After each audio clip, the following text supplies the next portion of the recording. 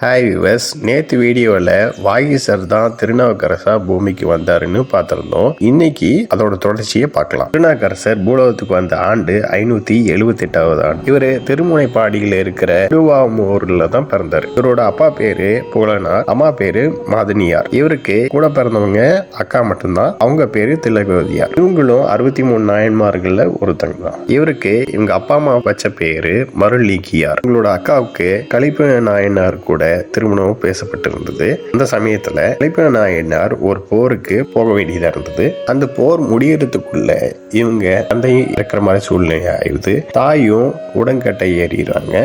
போர்லயும் கலிப்ப நாயனாரும் வீரமரணம் அடைஞ்சிடறாரு. இதை கேட்ட திலகவதியாரும் உயிரோட முயற்சி பண்றாங்க. ஆனா அவர் தம்பி, அதாவது திருநாவுக்கரசர் தான் தடுத்து நிறுத்தி, எனக்கு தாய் தந்தையா இருக்கிறது நீங்க தானே, அதனால நீங்க இது மாதிரி பண்ணாதீங்க அப்படின்னு தடுத்து நிறுத்துறாரு. இந்த சூழ்நிலைக்கு அப்புறமேட்டு மரணிலிக்கியாரும் திலகவதியாரும் மக்களுக்கு நிறைய தொண்டுகள் செய்யறாங்க. அதாவது தண்ணீர் பந்தல் அமைக்கிறது, சோலை அமைக்கிறதெல்லாம் செஞ்சாங்க. இதுக்கப்புறம் ரொம்ப மனசு விரக்தியான மரணிலிக்கியார் புத்தி தரக்கூடிய மதம் எது அப்படின்னு சொல்லிட்டு தேடி போய் சமண மதத்துல சேர்றாரு. கல்வி கத்துக்கிட்டு உயர் பட்டமான தர்மசேனர் அப்படிங்கிற பட்டத்தை பெறாரு. இதை கேள்விப்பட்ட திலகவதியார் மனசுடைஞ்சு திருவதிகைக்கு போய் வீரட்டானீஸ்வரரை பார்த்து அந்த தம்பியை மீட்டு கொடுக்க சொல்லி மனசுருகி வேண்டாங்க. சிவபெருமான் திலகவதியார் கனவுல வந்து உன் தம்பியை மீட்டுடலாம், கவலைப்படாத, உனக்கு சூழ நோய் அப்படிங்கிற ஒரு நோய் வரும், அதுக்கப்புறமேட்டு அவன் மாறுவான் அப்படிங்கிறாரு. சிவன் சொன்ன மாதிரியே மரணிலிக்கியாருக்கு சூழ நோய் வருது. இதனால வயிற்று வலி ஏற்படுறப்ப அங்க இருக்கிற சமணர்கள் மருந்து கொடுக்கறாங்க, மந்திரம் ஓதுறாங்க, மயில் ரெக்கையை வச்சு அவருக்கு தடவி கொடுக்கறாங்க. இதெல்லாம் பண்ணியும் சரியாகாம இருக்குது.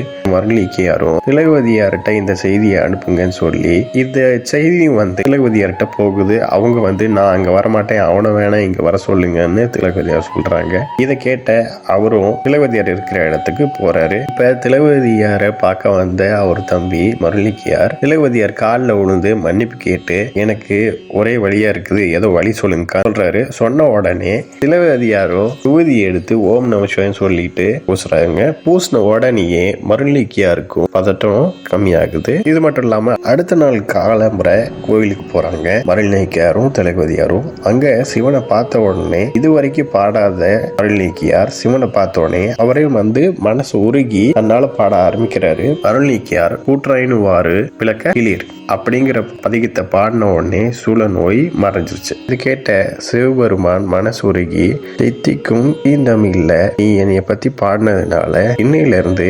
நாவுக்கரசர் அப்படின்னு 7 உலகத்திலையும் அழைப்பாங்க அப்படிங்கிறாரு. இதுக்கப்புறமேட்டு தான் இவரோட அருள்நீக்கியாருங்கிற இயற்பெயர் மாறி திருநாவுக்கரசர் அழைக்கப்பட்டுச்சு.